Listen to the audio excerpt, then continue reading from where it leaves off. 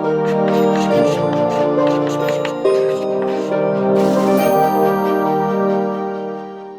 Friends, जो भी हम लोगों ने अभी तक जितने भी वीडियोस में पढ़ा है वो हमारी भूमिका लगभग बना चुका है। अभी भी थोड़ी सी एक दो चीजें बाकी हैं जो हम लोग आय के निर्धारण की बात कर रहे हैं। तो इस वीडियो को काफी बड़ा वीडियो हो जाएगा ये, तो इसको एक या दो पार्ट्स में स्प्लिट कर देंगे, बट वो कंटिन्यूएशन में देखना इंपॉर्टेंट रहेगा पूरी अंडरस्टैंडिंग के लिए। तो वही हमारा चैप्टर चल रहा है, आय और रोजगार का विवरण निर्धारण। तो अब हम लोग शॉर्ट रन में, लघु अवधि में संतुलन आय मतलब क्या हुआ, इक्विलिब्रियम इनकम, इसका डिटर्मिनेशन, इसका निर्धारण की बात करेंगे। ठीक, तो जो कुछ पढ़ा हुआ है उस सबका यूज होगा। ठीक है, और अंडरस्टैंडिंग तभी हमारी अच्छी रहेगी। तो जब भी हम लोग माइक्रो इकोनॉमिक्स में पढ़ते थे, व्यष्टि अर्थशास्त्र में पढ़ते थे, तो सप्लाई कर्व बना देते थे, डिमांड कर्व बना देते थे। यहाँ पर हमारी कीमत स्तर हुआ करता था, प्राइस लेवल, और यहाँ पर हमारे क्या होता था, मात्रा, जो भी वस्तु है उसकी मात्रा। तो इसी में जहां पर भी ये दोनों एक दूसरे को काट रहे होते थे, वही हमारा क्या हो जाता था, इक्विलिब्रियम पॉइंट हो जाता था, संतुलन स्तर हो जाता था। ठीक है, अच्छा वही चीज है व्यष्टि आर्थिक सिद्धांत के अंतर्गत माइक्रो इकोनॉमिक थ्योरी में, जब हम एक बाजार में मांग और पूर्ति के संतुलन का विश्लेषण करते हैं, मांग और पूर्ति वक्र एक साथ संतुलन मात्रा और संतुलन कीमत को निर्धारित करते हैं। तो जहां पर भी एक दूसरे को काटते हैं, ये वाला पॉइंट क्या हो जाता था, इसको जब हम इस वाली लाइन पर प्रोजेक्ट कर देते हैं तो यहाँ पर हमें इक्विलिब्रियम क्वांटिटी मिल जाती है। इसको हम लोग कई बार क्यू स्टार बना करके दिखाया करते थे, और यहाँ पर हमें क्या मिल जाता था, प्राइस, इक्विलिब्रियम प्राइस, संतुलन कीमत मिल जाती थी। अच्छा, जब हम लोग अब व्यष्टि अर्थशास्त्र पढ़ नहीं रहे, पढ़ रहे हैं समष्टि अर्थशास्त्र। जब समष्टि अर्थशास्त्र की बात करते हैं ना, तो यहाँ पर क्या होता है कि हम दो स्टेप्स में काम कर रहे होते हैं, दो चरणों में बढ़ते हैं आगे। पहले चरण में हम ऐसा मान लेते हैं कि प्राइस लेवल जो है वो फिक्स्ड है, प्राइस चेंज नहीं होगा। क्या मान लेते हैं, प्राइस चेंज नहीं होगा। और दूसरे चरण में हम प्राइस को चेंज होने देते हैं, कीमत स्तर को चेंज होने देते हैं, और फिर देखते हैं कि चीजें किस तरह से इक्विलिब्रियम पर जा रही हैं। ठीक, तो दो चरण हो जाते हैं। वहां पर एक साथ करते थे, यहाँ पे दो चरण में करते हैं। तो प्रथम चरण में क्या होता है, हम जो मूल्य स्तर है उसको स्थिर मानते हैं, मतलब हमने जो प्राइस लेवल है उसको फिक्स माना हुआ है।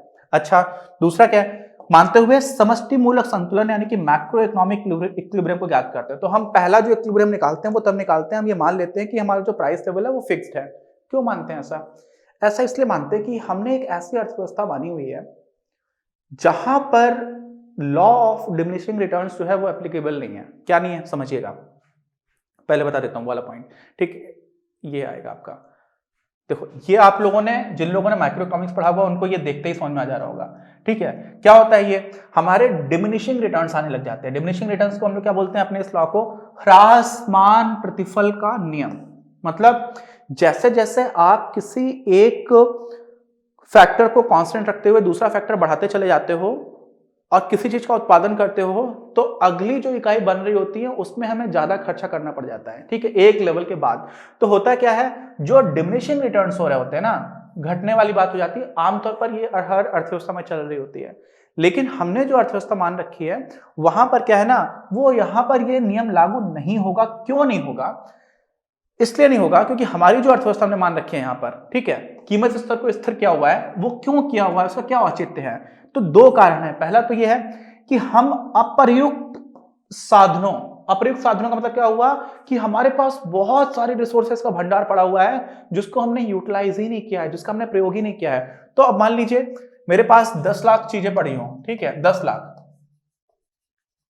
इसमें से मैंने 100 चीजें यूज कर रखी है, तो अभी कितना, 9,90,900 इतनी सारी वस्तुएं और पड़ी हुई हैं, इतना रिसोर्स पड़ा हुआ है। तो जब बहुत सारा अनयूटिलाइज्ड रिसोर्सेस पड़े हुए हैं, तो ऐसी स्थिति में law of diminishing returns applicable नहीं होता है। आप और चीजें बना सकते हो और कीमत नहीं बढ़ेगी। ठीक है, और चीजों को बढ़ाने में लगने वाली लागत नहीं बढ़ रही होगी, वही आपका डिमिनिशिंग रिटर्न्स हो जाता है। डिमिनिशिंग रिटर्न्स से याद करिएगा, माइक्रो इकोनॉमिक्स में क्या होता है कि जैसे जैसे आप अगली और वस्तु बनाते चले जाते हो, वैसे वैसे एक लेवल के बाद से हर अगली इकाई को बनाने की जो लागत होती है वो बढ़ने लग जाती है।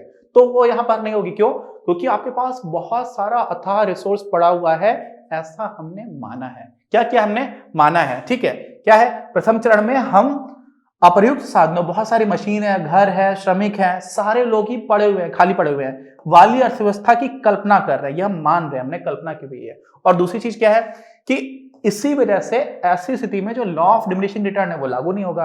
अब अगर सीमांत लागत में वृद्धि नहीं होगी तो फिर क्या हो जाएगा, उसके बिना ही आप उत्पादन कर पा रहे हो, तो आप उत्पादन कर भी रहे हो लेकिन आपकी मार्जिनल कॉस्ट नहीं बढ़ रही है। तो जब मार्जिनल कॉस्ट नहीं बढ़ रही है तो यहां पर हम प्राइस लेवल को फिक्स्ड मान सकते हैं। क्या कर सकते हैं, जब कीमत नहीं बढ़ रही, लागत नहीं बढ़ रही, सॉरी, कीमत और लागत दो अलग चीजें। कीमत तो आपका प्राइस लेवल है, वो क्यों कांस्टेंट है, क्योंकि आपकी लागत ही नहीं बढ़ रही। क्यों नहीं बढ़ रही, क्योंकि यहाँ पर सीमांत प्रतिफल, जो लॉ ऑफ डिमिनिशिंग रिटर्न है, सीमांत ह्रासमान प्रतिफल है जो है ना, सीमांत, इसको हम लोग बोलते हैं law of diminishing marginal returns. तो ह्रासमान प्रतिफल का नियम है, लेकिन कैसा है, सीमांत प्रतिफल का। तो ये नियम जब लग ही नहीं रहा है तो आपकी लागत बढ़ेगी नहीं, लागत नहीं बढ़ेगी, तो इस वजह से हम लोग प्राइस लेवल को कांस्टेंट मान सकते हैं, ये बात है। इसीलिए कीमत स्तर में परिवर्तन नहीं होता अगर कोई ऐसी अर्थव्यवस्था है। इसमें assumption क्या है, assumption ध्यान रखिएगा, यहाँ पे assumption ये है कि अब बहुत सारा अनयूटिलाइज्ड रिसोर्स पड़ा हुआ हमारे पास है, ठीक। अच्छा, तो चाहे उत्पादित मात्रा में परिवर्तन आप करते चले जाओगे, लेकिन यहाँ पर हम लोग कीमत स्तर को कांस्टेंट मान सकते हैं। और दूसरी बात, कीमत स्तर को जो मानने वाली बात है ना कांस्टेंट, वो तुमने पहले चरण में मानी हुई है। दूसरे चरण में हम क्या कर देते हैं, हम उस assumption को चेंज कर देते हैं। तो जब हमने एक बार मैक्रो इकोनॉमिक इक्विलिब्रियम निकाल लिया, समष्टि अर्थशास्त्र में हम लोग एक बार संतुलन पर पहुंच गए, फिर हम लोग प्राइस लेवल को चेंज होने देते हैं। तो पहले हम ये इसलिए करते हैं क्योंकि सरलीकृत मानता है, जो हमें एक बार कुछ चीजों को दिखाना, कुछ चीजों को रिलेट करना सिखा देती है, ठीक है। तो ये बात हुई, जिससे आगे के विश्लेषण में हम लोग बदल ही देते हैं, प्राइस लेवल हम चेंज कर ही देते हैं, ठीक। अच्छा, वापस आते हैं, कहां पर, दो चरणों में करते हैं। दूसरे चरण में हम मूल्य स्तर को बदलने देते हैं, यानी कि प्राइस लेवल को आप चेंज करने देते हो, और फिर हम लोग देखते हैं कि जो समष्टि मूलक संतुलन है उसको एनालाइज करना स्टार्ट करते हैं। तो पहले हमने क्या किया, समझ लीजिए, बहुत आसान चीज है, क्या है, देखिए एकदम जल्दी से रिवाइज कराता हूं। जब हम लोग माइक्रो इकोनॉमिक्स में व्यष्टि अर्थशास्त्र में पढ़ते थे, तो हम लोगों ने एक सप्लाई बनाया, डिमांड बनाया, जहां पर कट किया, उसी से हम लोगों ने इक्विलिब्रियम क्वांटिटी और इक्विलिब्रियम प्राइस निकाल दिया। जब मैक्रो इकोनॉमिक्स में हम लोग इक्विलिब्रियम की बात कर रहे हैं, तो इक्विलिब्रियम निकालने के लिए पहले हम लोगों ने मान लिया कि प्राइस लेवल फिक्स्ड है, कांस्टेंट है। क्यों मान लिया ऐसा, क्योंकि हमने एक ऐसी अर्थव्यवस्था की कल्पना की जहां पर बहुत सारे संसाधन है जो जिनका प्रयोग नहीं किया गया है। तो अब क्योंकि संसाधनों में बहुत सारे खाली पड़े हुए हैं, इसलिए यहाँ पर ह्रासमान प्रतिफल का नियम लागू नहीं होगा। अब ह्रासमान प्रतिफल का नियम लागू नहीं होगा तो हर अगली इकाई में बनाने में जो लागत लग रही है वो बढ़ेगी नहीं अतिरिक्त। अब लागत नहीं बढ़ रही होगी, तो इसलिए हम लोग प्राइस लेवल को कांस्टेंट मान सकते हैं। और दूसरी बात, दूसरे चरण में हम लोग प्राइस लेवल को चेंज होने देते हैं, जो काफी रियलिटी की क्लोज है, प्राइस लेवल फिक्स रहता नहीं है, और फिर हम लोग इसका एनालाइज करते हैं, ठीक। अच्छा, आगे बात समझ में। अब चलिए आगे बढ़ते हैं, ये सारी बात हम लोग कर चुके हैं। अच्छा, अब देखिए, सरलीकृत मानता है, इसको भी देख लिया था। स्थिर कीमत स्तर के साथ समष्टि अर्थशास्त्रीय संतुलन। स्थिर कीमत क्या मतलब हुआ, जो भी कीमतें हैं वो स्थिर है। हम लोगों ने पहले चरण में यही तो माना हुआ है, तो हमारा ये पहला चरण है, का हो गया, क्या है। अब पहले चरण के लिए हम लोगों ने क्या क्या देखा हुआ था, एग्रीगेट डिमांड की बात की हुई थी, जो समस्त मांग है उसकी बात की हुई थी। उसमें हमारा जो पहला फंक्शन आता था, पहला फलन आता था, वो आता था कंजम्पशन फंक्शन, उपभोग फलन। अब उपभोग फलन को दो तरह से हम लोग यहाँ पर निकाल सकते हैं, एक होती है हमारे एल्जेब्रिक मेथड, एक होता है ग्राफिकल मेथड। एक तो ग्राफी विधि है और एक है हमारी बीजगणितीय विधि। तो हम लोग एक एक विधि से करना स्टार्ट करेंगे। तो इसका ग्राफिकल मेथड से हम लोग अगर देखेंगे, हमारा फलन क्या था, c बराबर c बार प्लस c टाइम्स y, ये तो था। अच्छा, जहां पर c बार जो है वो स्वायत्त व्यय है, हम लोग कितनी बार बात कर चुके हैं, स्मॉल c है, उसको हम लोग बोलते थे MPC, marginal propensity to consume, सीमांत उपभोग प्रवृत्ति, ठीक। अच्छा, अब हम लोगों ने कक्षा 10 में, जिन लोगों ने पढ़ा हुआ है ठीक से, उनको याद होगा, यार ऐसा तो याद होगा, y equal to mx plus c, ठीक। इसमें क्या करते थे, ये हमारा ऐसा करके हम लोग एक चतुर्थांश बना देते थे, जिसमें हम लोगों ने कोई ऐसे करके लाइन खींची हुई है, ये आपका ये वाला c रिप्रेजेंट करता है, और इस रेखा की जो प्रवणता है वो आपकी m हो जाती है। इसी को अगर आप ऐसे लिख दोगे y equal to a plus bx, तो क्या हो जाएगा, तो आप अगर आप इसको a प्लस bx लिख दोगे तो कोई रेखा जा रही है, ये y बराबर a प्लस bx रेखा है, जिसमें ये आपका x अक्ष है धनात्मक, ये धनात्मक y अक्ष है।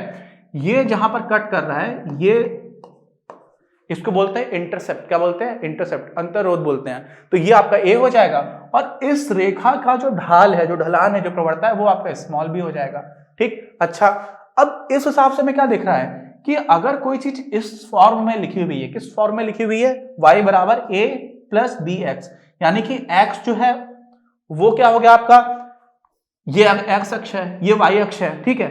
तो अगर ऐसा कुछ लिखा हुआ जहां पर a और b कांस्टेंट है, तो हमें कुछ ऐसी चीज मिल जाती है ना। इसी हिसाब से यहाँ पर c बार क्या है, ये a की जगह आ गया, देखो स्मॉल c जो है वो b की जगह आ गया, और ये जो c है वो y की जगह आ गया, यहाँ पर जो x उसकी जगह y हो गया। तो अगर आप ऐसे देखोगे, यहाँ पे आपने सी लिख दिया कंजम्पशन, यहाँ पर आपने वाई लिख दिया आय, तो ऐसी करके कुछ लाइन बन जाएगी जहां पर ये जो कट करके आ रहा है ये आपका हो जाएगा सी बार, और इस लाइन की जो प्रवणता है, जो ढाल हो जाएगी, वो हो जाएगा आपका स्मॉल सी। ठीक है, मार्जिनल प्रोपेंसिटी टू कंज्यूम, इस तरह का कुछ कुछ बनकर के आएगा। तो ग्राफिकल मेथड में हमें पहले ही तो समझ में आया कि इसका ग्राफ दिखेगा कैसा, इसलिए हम लोगों ने ये सब बात की है। अच्छा ठीक, अच्छा तो ग्राफिकल मेथड में जो स्थिरांक है, कांस्टेंट है, ए की जगह हमारे यहाँ पर सी बार है, वाई अक्ष पर अंतरोड इंटरसेप्ट दिखाया गया है, अर्थात वाई का वो मान जब एक्स शून्य हो जाए। ठीक, क्यों, y equal to a x plus b x है ना। अब इसमें अगर x शून्य हो गया तो b में शून्य से गुणा करोगे शून्य हो जाएगा, तो y इक्वल टू a हो जाएगा कब, जब आपका x बराबर शून्य है। तो उसी को हम लोग क्या बोल देते हैं, इंटरसेप्ट या अंतरोध हिंदी में बोल देते हैं। और b क्या है, रेखा की ढाल है, रेखा की प्रवणता है, स्लोप है, और यहाँ पे लिखा हुआ है tan थीटा हो जाएगा, यहाँ पर tan थीटा, थीटा यहाँ पर एंगल होगा, अभी आपको चित्र दिखेगा तो समझ में आ जाएगा। ये आपका y equal to ax plus b हो गया, इसी को आप पीछे बढ़ा दोगे तो ऐसे बढ़ता चला जाएगा। ठीक, ये जो एंगल अगर ये थीटा है, कोण ये थीटा है, तो इसका आप टेंजेंट निकालोगे tan थीटा, तो ये आपको b के बराबर आ जाएगा, इसी को हम लोग बोलते हैं स्लोप। तो ये b हो गया है ना, और ये a जो है ये इंटरसेप्ट हो गया। ये सारी चीजें कक्षा 9 की गणित में पढ़ी होगी आप लोगों ने, लेकिन फिर भी एक बार जल्दी जल्दी रिविजन करा दे रहा हूं। ठीक, ये क्या है, रेखीय समीकरण का अंतर्रोधीय रूप है, जिसको हम लोग बोलते हैं intercept form of the linear equation. अच्छा, ये सब क्यों बताया, क्योंकि हमारा जो कंजम्पशन फंक्शन है वो वास्तव में एक लीनियर इक्वेशन ही है, एक रैखिक समीकरण ही है। तो वो कैसा दिखेगा, वो भी कुछ ऐसा दिखेगा जहां पर ये आपका सी बार हो जाएगा, और यहाँ पर जो स्मॉल सी है वो इस रेखा की प्रवणता हो जाएगी। क्या हो जाएगी, प्रवणता।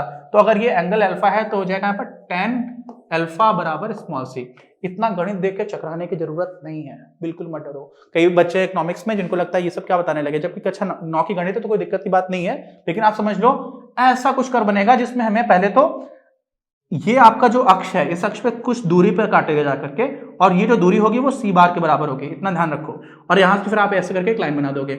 ये आपका क्या होगा, कंजम्पशन फंक्शन हो गया। हम क्यों बना रहे हैं ये भी आपको समझ में आएगा। होगा क्या, उपभोग फलन का ग्राफिक चित्रण होगा, वो कुछ इस तरह का दिखाई पड़ेगा। अब समझिए, इसी में निवेश फलन, क्यों, क्योंकि जब हम लोग एग्रीगेट डिमांड निकाल रहे हैं तो एग्रीगेट डिमांड हमारा क्या निकल करके आया था, सी प्लस आई, और यही सी क्या था, सी bar plus small c times Y plus i बार। अच्छा, आई बार का मतलब क्या हुआ कि आई बार एकदम कांस्टेंट है, तो हम लोग क्या निकालने की कोशिश कर रहे हैं, हमारे जो इक्विलिब्रियम जो कंडीशन आ रही थी वो कब आ रही थी, संतुलन में ये था ना, y equal to c bar plus i bar plus small c times y. ठीक, तो जब हम इक्विलिब्रियम की बात करेंगे तो ये और ये बराबर हो रहा है ना, तभी तो आपको संतुलन मिल रहा था। तो ये आपका क्या है, ये तो निर्गत स्तर है, आउटपुट लेवल है, और ये क्या है, ये है आपका एग्रीगेट डिमांड। ये क्या है, समस्त जो मांग है, और समस्त मांग में हम लोगों ने एक फंक्शन निकाल लिया। कैसा है, अब आई बार भी निकाल लेंगे, इन सबको जोड़ देंगे, और इसको जो हम निर्गत स्तर के बराबर कर देंगे तो हमें इक्विलिब्रियम मिल जाएगा, वहां से ही हम लोग अपने इक्विलिब्रियम इनकम निकालेंगे। इसलिए सब काम कर रहे हैं। तो अभी हम लोगों ने क्या किया, सी प्लस स्मॉल सी वाई, सी बार प्लस स्मॉल सी वाई, जो हमारा कंजम्पशन फंक्शन था, उपभोग फलन था, उसका हम लोगों ने ग्राफिक निरूपण देखा। हम लोग क्या करेंगे, यहाँ पर हमारा जो निवेश फलन है उसका ग्राफिक चित्रण देखेंगे, और वो क्या हो जाएगा, वो आपको पता है, देखो यार आई बार आपका कांस्टेंट होता है, तो यहां पर क्या हो जाएगा, हमेशा ही एक सीधी लाइन आ जाएगी क्षैतिज रूप में। एक द्विक्षेत्रीय मॉडल है, द्विक्षेत्रीय क्यों, क्योंकि सिर्फ उपभोग हो रहा है और सिर्फ आपका इन्वेस्टमेंट यानी कि निवेश हो रहा है। अंतिम मांग को दो स्रोत होते हैं, अंतिम मांग के सिर्फ दो ही स्रोत हैं, क्या क्या है, पहला उपभोग और दूसरा निवेश, इसलिए द्विक्षेत्रीय है, टू सेक्टर है। क्या क्या है यहाँ पर देखो, निवेश फलन को पहले इस प्रकार दिखाया गया था, आई इक्वल टू आई बार। अच्छा, क्या है, ग्राफ में से क्षैतिज अक्ष के ऊपर आई के बराबर जो आई बार है ना, उसके बराबर ऊंचाई वाली क्षैतिज रेखा द्वारा दिखाया गया है। जैसे देखो एकदम सिंपल दिखेगा, ये आ जाएगा, ये आपका आई बार हो गया। तो यहां पर क्या हुआ, देखो यार हम लोग क्या पढ़ते थे, एक्स और वाई पढ़ते थे, वाई इक्वल टू 5 लाइन कहां खींचोगे, तो आपने कहा ये 1 है, ये 2 है, ये 3 है, ये 4 है, ये 5 है, यहां पर आपने कट किया, यहां से सीधी लाइन खींचती, तो ये एकदम जो सीधी लाइन होती है वो क्या करेगी, वाई इक्वल टू 5 को दिखा रही है। 5 क्यों, एकदम फिक्स्ड है, कांस्टेंट है, इसलिए एकदम सीधी लाइन। यहां पर जो आई बार है वो कांस्टेंट है ना, क्योंकि हम लोगों ने माना हुआ था कि यहां पर आई बार जो है, जो निवेश है वो स्वायत्त है, तो फिक्स्ड रहेगा। जब वो फिक्स्ड रहेगा तो उसको हम इस तरह से दिखा देंगे। अब क्या होगा, हमें तो निकालना था एग्रीगेट डिमांड, समझ आए, तो सी प्लस आई को हम लोग जोड़ेंगे। तो सी को हम लोगों ने कैसे निकाला हुआ था, सी हमारा कुछ ऐसा ग्राफ था, देखना ऐसा था, और आई हमारा कैसा ग्राफ है, कुछ ऐसा ग्राफ है कि नहीं है। अब इन दोनों को जोड़ा कैसे जाएगा आप समझते हैं, बहुत आराम से समझना। देखो ऐसे कर लिया, ऐसे कर लिया, ठीक, ये हमारा हो गया आई, क्या हो गया, ये आई बार, और ये हमारा हो गया सी bar plus small c times y. ठीक, अच्छा अब जब इन दोनों को जोड़ेंगे तो देखो यहां पर क्या है, आप जैसे जैसे बढ़ते चले आ रहे हो, ठीक, ये है आपका y हो गया, ठीक है, ये आपका इधर c और i हो गया। अब क्या हुआ, इधर भी c और i लिख सकते हो, कोई दिक्कत नहीं है। जब जोड़ना है तो यहां से यहां तक की दूरी मान लो है 4 और यहां से यहां तक की दूरी मान लीजिए 10, तो 0 पर ही 10 और 4 को जो आप जोड़ोगे तो 14 से स्टार्टिंग होगी। कितने से स्टार्टिंग हो जाएगी, 14 से, मान लीजिए 14 यहां पर आता है। फिर क्या हुआ, ये तो हमेशा आप 10 ही जोड़ोगे, क्यों, क्योंकि ये तो हमेशा ही 10 है। y कितना भी करते चले, और ये तो हमेशा ही 10 बना हुआ है, ये कभी 11 तो हो नहीं रहा, ऊपर तो जा नहीं रहा, ना नीचे जा रहा है, तो ये हमेशा ही 10 बना हुआ है। तो ऐसे में आप इसको हर पॉइंट को 10 से ऊपर कर दोगे, हर पॉइंट को 10 से ऊपर कर दोगे, यानी कि अभी जो पॉइंट्स बनकर के आ रहे हैं वो कुछ ऐसी लाइन हो जाएगी। और ध्यान रखिए, इस लाइन और इस लाइन के बीच की जो दूरी है वो हमेशा कितनी है, 10 है, हमेशा कितनी है, 10 है। दो रेखाएं जिनके बीच की दूरी हमेशा बराबर रहती है वो कैसी होती है, समानांतर रेखाएं होती है। ये भी हम लोगों ने कक्षा 7 या 8 की गणित में पढ़ा हुआ है। तो ये समानांतर रेखा बन जाएगी, और ये जो ऊपर वाली रेखा है ये क्या हो गई है, ये C प्लस आई हो गया है। और C प्लस आई क्या था, हमारी एग्रीगेट डिमांड थी, समस्त मांग थी। तो हम लोगों ने समस्त मांग को निकाल लिया। अब निकालेंगे हम लोग क्या, कि निर्गत स्तर क्या है। अगर समस्त मांग के बराबर समस्त निर्गत स्तर हो जाए तभी तो आपको इक्विलिब्रियम मिलेगा, तभी तो संतुलन मिलेगा।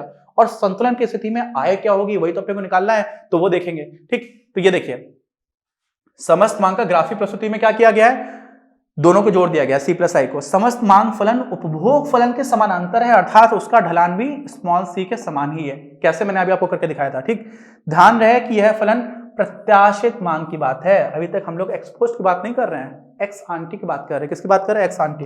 तो ये जो प्लान्ड एग्रीगेट डिमांड है वो निकाल रहे हैं हम लोग। तो वो कैसे निकल करके आएगा, यही है, देखो ये जो नीचे वाला है ये था आपका कंजम्पशन, ये था आपका इन्वेस्टमेंट। अब इन्वेस्टमेंट आई बार के बराबर है और सी जो है वो सी बार प्लस सी वाई के बराबर है। इसको और इसको, ये वाली जो लाइन है, इन दोनों को जो आपने जोड़ा तब आपको ये मिला, और ये जो आपको मिला ये क्या है, वास्तव में एग्रीगेट डिमांड है। और ये कौन सा एग्रीगेट डिमांड है, एक्स आंटी, प्लान्ड है, नियोजित है, जो यथार्थ में एक्सपोज्ड है वो नहीं है ये। अब ये हमें मिल गई, ये अगर बराबर हो जाती है निर्गत स्तर, क्यों, क्योंकि जब मांग किसी भी अर्थव्यवस्था में मांग निर्गत स्तर के बराबर हो तभी तो संतुलन होगा। तो अब हम लोग किसकी बात करेंगे, अब हम लोग बात करेंगे हमारा जो सप्लाई साइड है उसकी, लेकिन उसके पहले समस्त प्रत्याशित मांग जो है उसकी ग्राफीय प्रस्तुति ये कर दी गई है। इस वीडियो के प्रायोजक हैं आप, और अगर आप ऐसे ही और वीडियोस बनाने में हमारी मदद करना चाहते हैं तो पैट्रियन पर जाकर या फिर स्क्रीन पर दिए गए QR कोड को स्कैन कर अपना योगदान जरूर दें।